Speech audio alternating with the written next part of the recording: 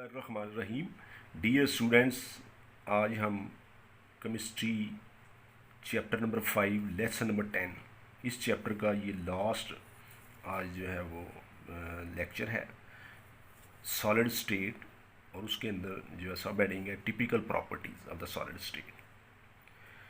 Solid के बारे में हमने पहले भी पढ़ा है कि उनके जो है ना मॉलिक्यूल्स वो बहुत क्लोज होते हैं, दरमियान में खाली जगह नहीं होती, स्ट्रॉन्ग फोर्स ऑफ अट्रैक्शन होती हैं। जैसे ये पैक हुए हुए हैं, ये वाला ये सॉलिड के हैं, तो इनकी ये अपनी जगह से हरकत तो नहीं करते, लेकिन इनकी वाइब्रेशंस होती हैं। वाइब्रेशन का मतलब है कि ये अपनी ही जगह पे आगे पीछे मूवमेंट करते हैं, तो इसको वाइब्रेशनल मूवमेंट कहते हैं। इसकी वजह से इनके अंदर काइनेटिक एनर्जी मौजूद होती है, जिसे वाइब्रेशनल काइनेटिक एनर्जी कहते हैं।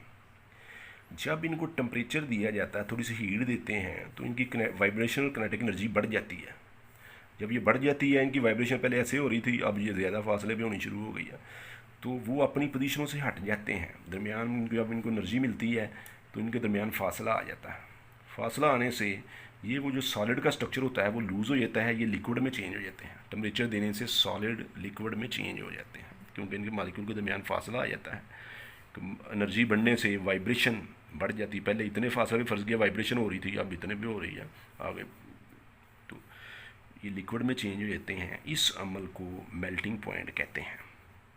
वो टेम्परेचर जहाँ पर सॉलिड और लिक्विड जो हैं ये इक्विलिब्रियम में होते हैं, यानी अभी वो लिक्विड में चेंज होना शुरू होता है, तो वो मेल्टिंग पॉइंट बन जाता है, यानी वो मेल्ट हो जाता है। सॉलिड जो है लिक्विड में जाना शुरू हो जाता है, सॉलिड और लिक्विड जो है ये इक्विलिब्रियम स्टेज में आ जाते हैं। इसकी दूसरी प्रॉपर्टी है रिजिडिटी, सख्तपन। वो भी इसी वजह से होता है कि इन सॉलिड के दरमियान एम्प्टी स्पेसेस नहीं होती, फिक्स पोजीशंस पर होते हैं, अपनी पोजीशन से आगे पीछे नहीं होते। जैसे ये पेंसिल है, ये अपनी पोजीशन से आगे पीछे नहीं है, सख्त है। तो ये सख्त होते हैं क्योंकि मॉलिक्यूल्स अपनी जगह नहीं छोड़ते, वो फिक्स पोजीशनों पे रहते हैं, उनको दबाया नहीं जा सकता।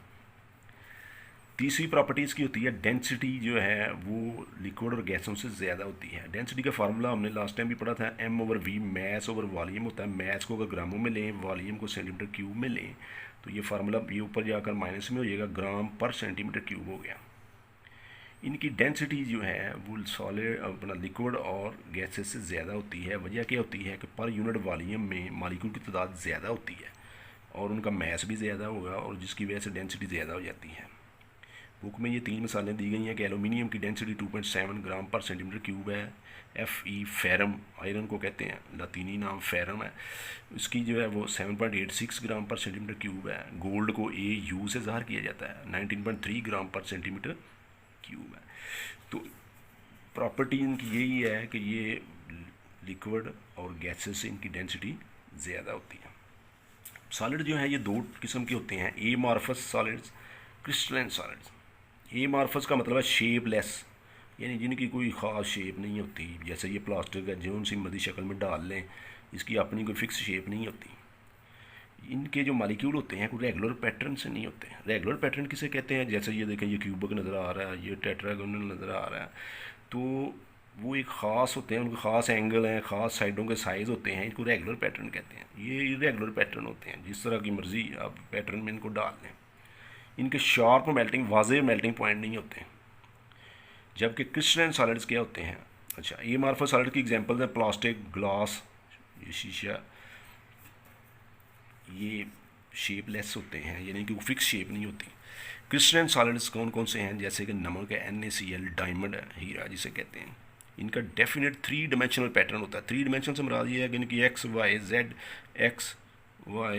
3 एक्सेस पे ये होते हैं। जैसे कि ये क्यूबिक शेप नज़र आ रही है, इसमें से एक एक्सेस ये है, एक ये है, एक ये है, ये भी, इसमें भी 3 एक्सेस हैं। तो ये 3 डायमेंशंस में फ़िक्स पोजीशनों पर इनकी एक रेगुलर शेप होती है। मैं कह सकता हूँ ये क्यूबिक है, ये टेट्रागोनल है, ये रोम्बिक है, ये मोनोक्लिनिक है। इनकी ख़ास शेप्स होती हैं और इनके वाज़ेह मेल्टिंग पॉइंट्स होते हैं। उसकी वजह क्या होती है कि फिक्स पोजीशनों पे होते हैं, जैसे ही मेल्ट होते हैं तो एकदम सारी पोजीशनें टूट जाती हैं, तो फिर सारे का सारा मेल्टिंग पॉइंट जब वाज़ेह हो जाता है। उनमें ऐसा नहीं होता, वो बेतरतीब होते हैं। नेक्स्ट जो हम पढ़ेंगे टॉपिक वो है एलोट्रॉपी। एलोट्रॉपी क्या होती है कि कोई भी एलिमेंट जो है वो एक से ज़्यादा शक्लों में पाया जाता है। उनकी फ़िज़िकल स्टेट सेम होती है और शक्लें एक से ज़्यादा होती हैं। उसकी एक एग्जांपल मैं आपको बताऊंगा। O2 और O3, O2 ऑक्सीजन गैस को कहते हैं, O3 ओजोन गैस को कहते हैं। O2 ज़िंदगी के लिए ज़रूरी है, O3 पॉइजनस गैस है। यानी कि अभी जो है इनके एटमों की तादाद ही चेंज हुई है, लेकिन है दोनों गैसें, फिज़िकल स्टेट सेम है, एक ही एलिमेंट ऑक्सीजन है, लेकिन इसकी दो मुख्तलिफ शक्लें पाई जा रही हैं। उसकी वजह क्या है कि डिफरेंट नंबर ऑफ़ एटम्स, इसमें एटमों की तादाद डिफरेंट है। दूसरी वजह ये हो सकती है कि एटमों की तरतीब डिफरेंट हो। तरतीब से क्या मराद है, ये देखिए मेरे पास 1 2 3 4 5 6 7 8 मालिक्यूल्स हैं, एक ही तरतीब से लगे हुए हैं। 8 की तरतीब ये भी हो सकती है, 1 2 3 4 ऊपर 4 नीचे, 5 ऊपर 3 नीचे। तरतीब डिफरेंट होने से उनकी जो है वो शेप डिफरेंट हो जाती है।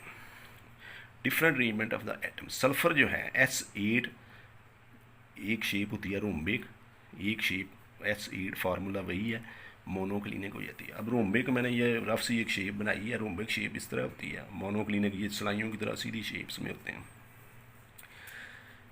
तो एलोट्रॉपी जो है ये किसी एलिमेंट का एक से ज़्यादा शक्लों में पाया जाना जिनकी फ़िज़िकल स्टेट सेम होती हैं। उसकी वजूहात में से दो मैंने लिखी हैं। एक तो उनके एटमों की तादाद डिफरेंट हो सकती है, नंबर 2 एटमों की तरतीब डिफरेंट हो सकती।